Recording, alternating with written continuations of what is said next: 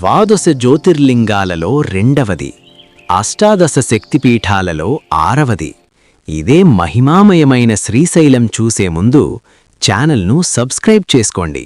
ఆంధ్రప్రదేశ్ నంద్యాల జిల్లాలో నల్లమల అడవుల మధ్య కొండలపై వెలసిన పవిత్ర క్షేత్రం శ్రీ మల్లికార్జున స్వామి దేవస్థానం.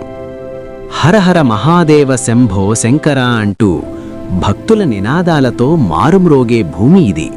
ఇక్ష్వాకులు, చాళుక్యులు, కాకతీయులు, విజయనగర రాజులు వంటి అనేక రాజులు సేవలందించిన మహాక్షేత్రం. నాలుగు వైపులా గొప్ప గోపురాలు, బలమైన ప్రాకారాలు ఈ ఆలయ వైభవాన్ని చాటి చెబుతాయి. స్థలపురాణం ప్రకారం అరుణాసురుణ్ణి ఆదిశక్తి భ్రమర రూపంలో సంహరించింది.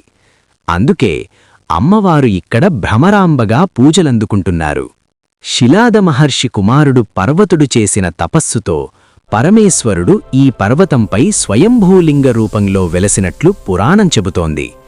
శ్రీ అనే మునికుమార్తె తపస్సుతో ఈ పర్వతం శ్రీశైలంగా ప్రసిద్ధి చెందింది.